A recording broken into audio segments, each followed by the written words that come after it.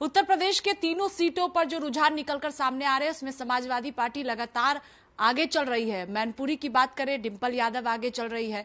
रामपुर की बात करें हम तो आसिम रजा लगातार आगे चल रहे हैं। उधर खतौली की बात करते हैं तो आरएलडी लगातार प्रत्याशी वहां पर आगे चल रहे हैं। इसी पर बातचीत के लिए हमारे साथ रामपुर से बीजेपी के लोकसभा सांसद घनश्याम सिंह लोधी मौजूद हैं। सर, रामपुर में जो स्थिति अभी है, जो रुझान निकलकर सामने आ रहा है, वहां पर बीजेपी प्रत्याशी पीछे चल रहे हैं और समाजवादी पार्टी की जो प्रत्याशी है आसिम रजा, वो लगातार आगे बढ़ते हुए दिख रहे हैं। किस तरह से देख रहे हैं?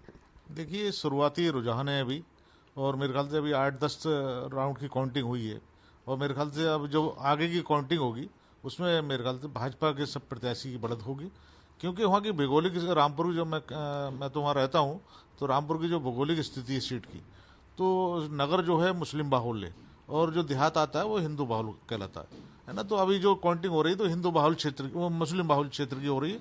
उसके बाद जब काउंटिंग इतनी भी आगे बढ़ेगी, वो सब हिंदू बाहुल, उससे एक तरफा वोट भाजपा के पक्ष में पड़ा है। लेकिन सर, अभी 12 बजने को है और जो स्थिति अभी है उसके मुताबिक लगता है कि जिस तरह से रामपुर में आजम खान ने प्रचार किया, यूपी सरकार पर कई आरोप भी लगाए, इमोशनल भी कई बार आजम खान हुए थे, इसी वजह से आसिम रजा लगातार आगे चल रहे हैं और आपके प्रत्याशी पीछे, ये मानते हैं आप?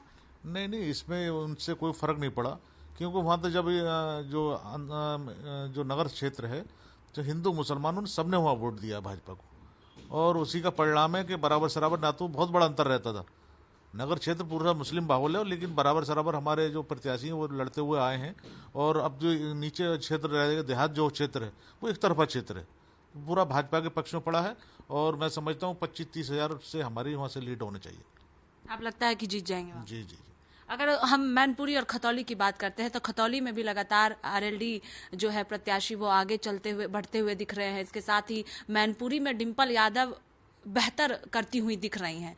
क्या वजह रही जो ये नतीजा निकलकर सामने आ रहा है रुझानों में?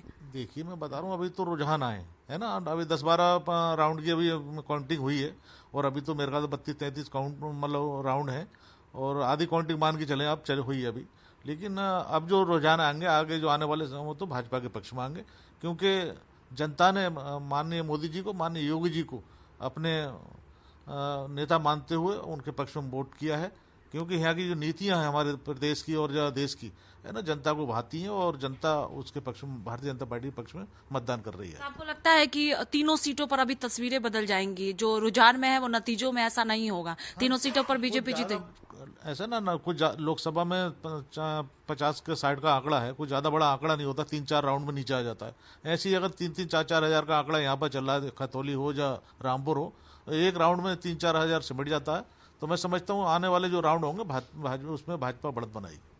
एक और आखिरी सवाल है कि मैनपुरी में जिस तरह से जो रुझानों में निकलकर सामने आया है कि डिंपल यादव लगातार आगे बढ़ती हुई दिख रही हैं, मानते हैं कि मुलायम सिंह यादव के निधन के बाद वहां पर जो लोगों के प्रति मुलायम सिंह यादव को लेकर था, यही वजह रही है कि डिंपल यादव जीतती हुई दिख रही है?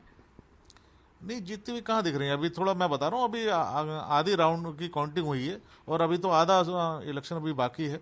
और मैं समझता हूँ जैसे ही आगे हम बढ़ते, काउंटिंग बढ़ेगी, तो हम भाजपा आगे बढ़ेगी। बहुत शुक्रिया बातचीत के लिए। देखिए, साफ तौर पर कहना है कि तीनों सीटों पर जो रुझान निकलकर सामने आ रहे हैं वो अभी नतीजों में ऐसा कुछ नहीं होगा और भारतीय जनता पार्टी की तीनों सीटों पर ही जीत होगी। कैमरा पर्सन राहुल के साथ स्वाति पाठक, भारत समाचार, दिल्ली।